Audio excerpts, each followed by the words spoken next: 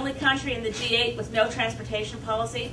We're the only country in the G8 that doesn't provide significant public investment into mass transit and rail. Of course, when most people in politics talk about mass transit, they always talk about how we, subsidizing mass transit versus investing in highways. So you always watch the coded language around those things. I'm just back from being in Ottawa where, in preparation for the G8 and the G20, discovered that this is the first time in many G8 summits that there will be no advanced environment ministers summit of the G8 ministers because there's not enough environmental content on the agenda. And the agenda is determined by the host country.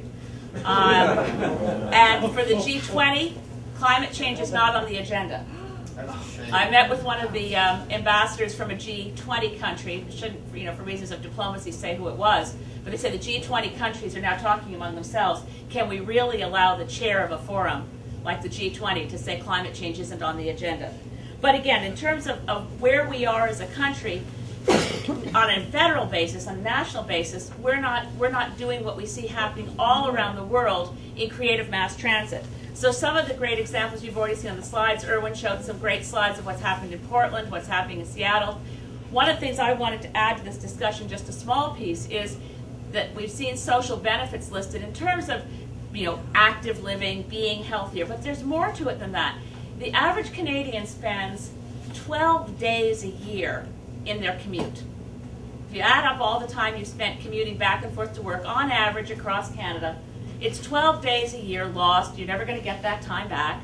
And in those 12 days a year that are lost in commutes, Statistics Canada keeps track of this, there's a direct correlation between the time available for social engagement, time available to go to the parents' meeting at school, time to go to a session like this to talk about how to improve mass transit actions in your community. So community action decreases in direct relationship to how much time gets lost in commutes. So there's a huge social cost to what happened when the car took over. I was going to go into the long history of how most cities in the 1890s and early parts of the 1900s had streetcar systems, had electric rail. It was in every city in North America. And there's a very interesting story that I'm not going to tell here of how General Motors conned city after city, sometimes involving bribes. Some people did go to jail, not enough, clearly. But they managed to convince city after city that if they just rip up their streetcar rails, they would provide, General Motors would, out of the goodness of their heart, provide free bus service. And of course, once they got rid of the rails, there went the free bus service. The communities around the world that have built their cities around convenient mass transit have found that it actually built a quality of life that attracted investment. So Erwin's already shown you some statistics on that. Additional cities, if you want to look into it, places like Curitiba, Brazil, where all the mayor really wanted to do initially was find a way to ensure, on a basis of equity, that people who had no cash for the buses could get wherever they wanted to get. And as a result of building that city around rail, they are now, rather around their efficient mass transit system with buses, they've actually reinvented the city, and it attracts investment. It's where young professionals want to live. There are a lot of cities like that around the world.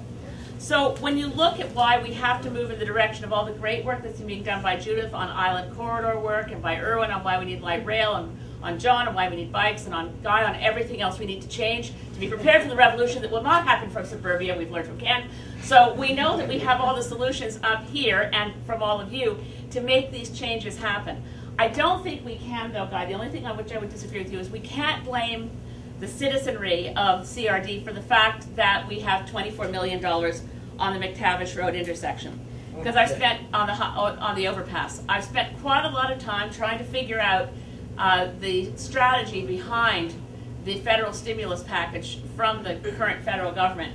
And it's clear that it was designed so that it could not apply to green options. Toronto tried to have Bombardier streetcars be the thing for which they applied for their infrastructure money, and they were turned down and told it didn't meet the criteria because you had to be shovel ready. I mean, you could do 240 kilometers of separated bike lanes, but could you do it with the constraints of that funding program, which was 1/3 federal, 1/3 provincial, 1/3 municipal, and all the work had to begin such that it would be finished no later than March 2011, and you had to make sure that all the jobs were created in that city. That's how they turned down Toronto. because the Toronto Bombardier modern streetcar system would have created jobs in Manitoba, in Thunder Bay, and in Quebec, but not in downtown Toronto.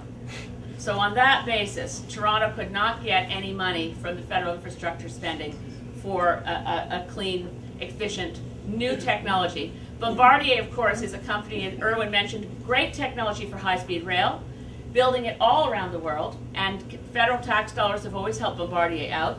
But up until recently, last I looked, they don't even have a North American sales office, because we watched this really great Canadian technology operating in Spain, in China, and now I think they might open a North American sales office because Barack Obama put $9 billion into high-speed rail in their stimulus package. So taking it all together from a big picture, looking up and looking down, really efficient mass transit, particularly for this part of the world, is essential to fight greenhouse gases, whereas the rest of Canada, it's about 30% on transit for greenhouse gases, and as you've seen here, somewhere between 52 and 60% to go between the two presentations. We know we could live more in a more healthy lifestyle, get around more easily, not waste time in gridlock by adopting technologies that already exist. All we have to do is get the policy alignment between municipal government, provincial governments, and the federal government. And right now our biggest obstacle is the federal government. So in terms of how dangerous it is to be cycling in an atmosphere where you're dodging between cars, if you look at another one of the great cities I meant to mention is Amsterdam. I don't know how many of you, we saw the slide of Copenhagen, but Amsterdam is a step above Copenhagen in terms of every city street. You have 2 lanes operating for bikes, one north, one south, and they have separate traffic signals that work out, and they're segregated from both pedestrian traffic and and from cars. The next lanes you've got going both directions, fast, light rail, and you have 1 lane for cars. So you've got the right proportion of what you'd want on a street, and it's safe.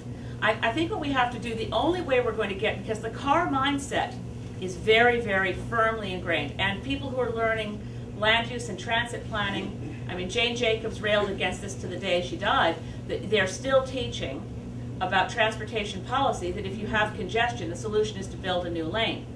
And what evidence tells us is that, if you build it, they will come, and if you build another lane, you'll have more gridlock. And the best way to fight congestion is to shut down roads. Now, that is not something that's coming through the academic system, so it's both what people are taught when they're going to transportation planning school, it's what people believe when they're run by car dealerships and real estate and developers, and it's a very strong focus in the federal government right now on building highways and pavement and concrete, because that's the not just scandal but tragedy of spending billions of dollars on an economic stimulus package in Canada that did nothing to advance green technology or green transit or any of the things we want.